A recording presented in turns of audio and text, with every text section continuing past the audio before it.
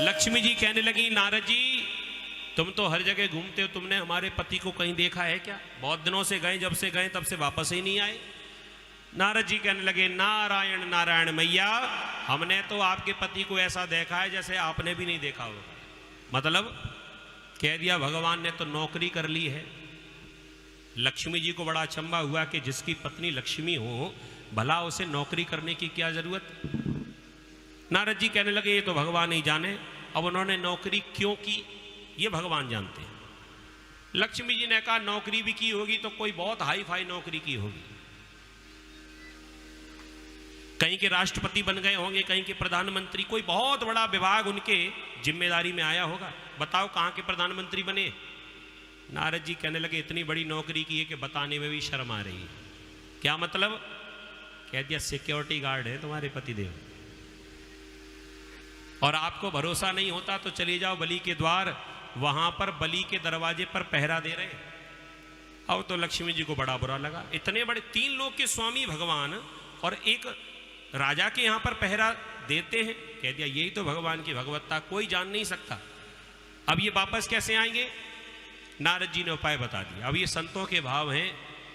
नारद जी ने कह दिया, श्रावण का महीना है और बलि की कोई बहन नहीं है, तो आप मौका देखकर चली जाओ और कैसे भी बलि के कलाई पर राखी बांध देना और भैया बना लेना, और राखी बंधाई पर भैया कुछ ना कुछ बहन को देता ही है, तो कुछ और मत मांगना, भगवान को ही मांग लेना। ये उपाय बता दिया। लक्ष्मी जी भेष बदलकर पाताल लोक में पहुंची। वहां पर बलि अपने रथ में बैठकर निकला और वहीं किनारे पर सड़क पर बैठी बैठी रो रही थी। बलि ने जाकर पूछा कि बहन तुम कौन हो, क्या परेशानी है तुम्हें? सारी बात बताई। मेरा कोई भैया नहीं है और आज रक्षाबंधन का त्यौहार है, सारी बहनें अपने अपने भैया की कलाई पर राखी बांध रही हैं और मैं अपने हाथ में ये राखी लेकर घूमती हूँ, मेरा कोई भाई बनने को तैयार नहीं। बलि बड़ा भावुक हो गया, कह दिया जो कष्ट तुम्हें है वो कष्ट मुझे भी है। जैसे तुम्हारे कोई भाई नहीं है ना, ऐसे मेरी भी कोई बहन नहीं है। तो एक काम करो ना, क्यों ना हम ही तुम्हारे आज से भाई बन जाएं। चलो हमारे साथ महल में, तुम्हारी भाभी से तुमको मिलवाते हैं। बोलिए भक्त वत्सल भगवान की।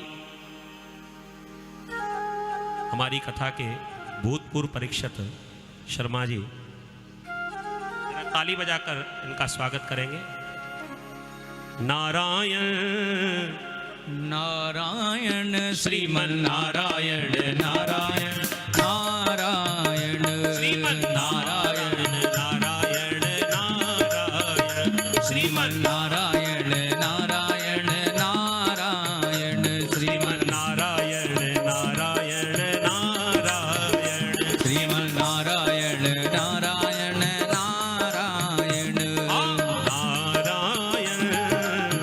नारायण श्रीमन नारायण नारायण नारायण श्रीमन नारायण नारायण नारायण श्रीमन नारायण नारायण नारायण श्रीमन नारायण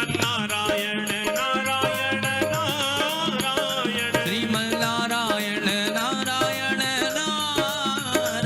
श्रीमन नारायण नारायण नारायण नारायण नारायण श्रीमन नारायण नारायण नारायण श्रीमन नारायण नारायण श्रीमन नारायण नारायण नारायण श्रीमन नारायण नारायण नारायण श्रीमन नारायण नारायण नारायण श्रीमन नारायण नारायण नारायण श्रीमन नारायण नारायण नारायण नारायण नारायण श्रीमन नारायण नारायण नारायण श्रीमन नारायण नारायण श्रीमन नारायण नारायण नारायण भजमन नारायण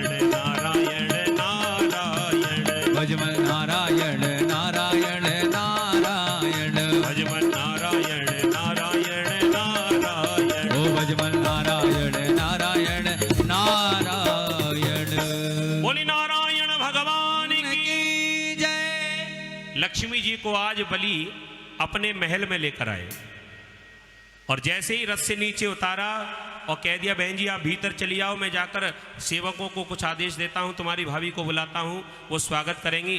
दौड़ कर गए और वहां पर भगवान अपने से भी ऊंची लाठी को लेकर खड़े थे, पहरा दे रहे थे। बलि ने जैसे ही भगवान को देखा कह दिया महाराज जाओ, हमारी वो बहन जी आ रही, उनको स्वागत सम्मान उसको उनका ठीक से करना, सम्मान के सहित लेकर आओ। भगवान ने सोचा इतने दिन हो गए नौकरी करते करते, बहन जी तो कभी हमने सुनी नहीं थी, कोई नई हो गई, चलो हम जाकर इनको देखते हैं। और जो ही भगवान बाहर निकल कर आए तो श्रीमती जी चली आ रही थी सामने से। ये कहां से आ गई? भगवान तुरंत ही अपना चेहरा छिपाने लगे कहीं पहचान ना जाए।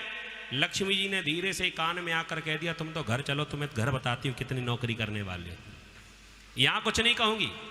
इतना कहकर और सीधे आगे बढ़ने लगी। भगवान ने पूछा ये तो बताओ कि तुम यहां आ कैसे गई?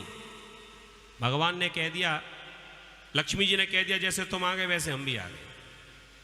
क्यों आई हो? कह दिया तुम्हें लेने आई हूं। और काहे को आई हूं? अच्छा जाओ भीतर।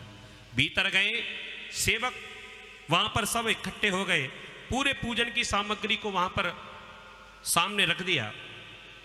इनकी भाभी विंध्यावली आई, स्वागत किया और लक्ष्मी जी ने आज आरती की थाली उठाई, आरती उतारी, मस्तक पर तिलक किया, मिष्ठान खिलाया और राखी तो लेकर आई थी, सो राखी हाथ पे बांधने लगी और रक्षा सूत्र बांधने का मंत्र है ये न बद्धो बलि राजा दानवेंद्रो महाबला तेन त्वां प्रतिपदनामि रक्षे माचल माचल।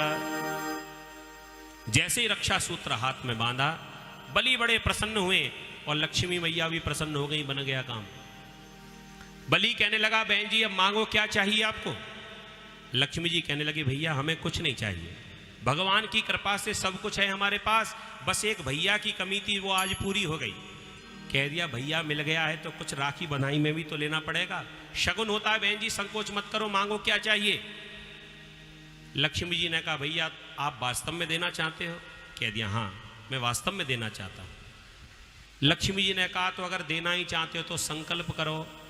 और जो संकल्प का नाम सुना सो बलि के पसीना छूट गया। हे भगवान, फिर से संकल्प, जैसे तैसे तो संकल्प से छूटा था और ये दोबारा संकल्प, हाथ जोड़कर कह दिया बहन जी चाहे प्राण ही ले लो लेकिन संकल्प नहीं दे सकता।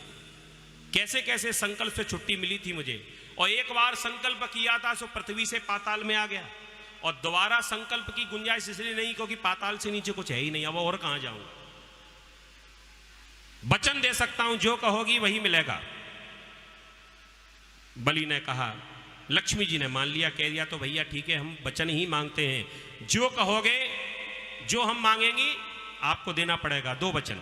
बलि ने वचन दे दिया और लक्ष्मी जी ने कहा भैया वैसे तो हमारे यहाँ किसी बात की कमी नहीं है, हीरा मोती हमें नहीं चाहिए, सोना चांदी नहीं चाहिए, अरे हमारे यहाँ तो इतना बड़ा खजाना है, जितना तुम्हारे यहाँ पर खजाना होगा उतना तो हमारे यहाँ कचड़ेदान में पड़ा हुआ है, तो फिर क्या चाहिए।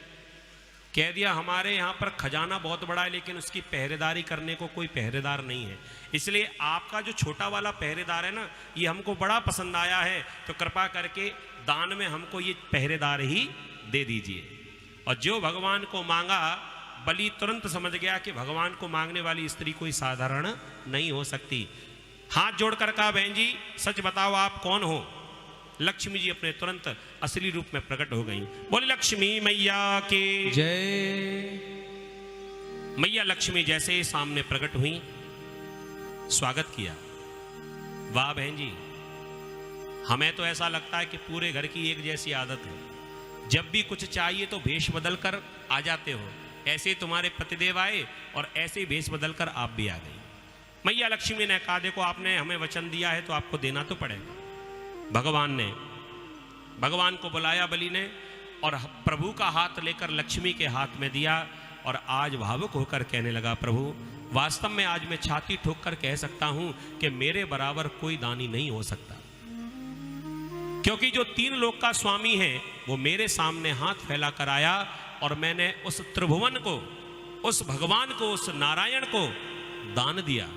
और जो लक्ष्मी जो सारे संसार को खिलाने वाली है, जो सबको देने वाली है, आज वो भी लक्ष्मी मेरे सामने मांगने के लिए ही आई और मैंने लक्ष्मी को लक्ष्मीपति का दान दिया। बताओ मेरे बराबर कोई दानी हो सकता है? हाथ में लक्ष्मी मैया का हाथ लिया और भगवान का हाथ रख दिया, रोने लगे। भगवान ने कहा रोते क्यों हो? कह दिया प्रभु जब से आप मेरे घर आए थे तो मेरे घर में रौनक बढ़ गई थी, लेकिन आप चले जाओगे तो मेरे घर का आंगन सूना हो जाएगा। प्रभु कभी कभी आपका मुझे दर्शन होता रहे, इतनी तो कृपा करते ही जाओ। सो भगवान ने उसी समय वरदान दिया, चिंता मत करो, आपके दरवाजे पर कभी भी सूनापन नहीं रहेगा। आज से मैं नियम बनाता हूं कि 4-4 महीने के अंतराल से हम तीनों देवता तुम्हारे दरवाजे पर पहरा देते रहेंगे। 4 महीना भगवान नारायण, 4 महीना ब्रह्मा जी और 4 महीना भोलेनाथ। इन तीनों देवताओं की एक ही सेवा है जो बलि के दरवाजे पर 4-4 महीने हाजिरी देते रहते हैं।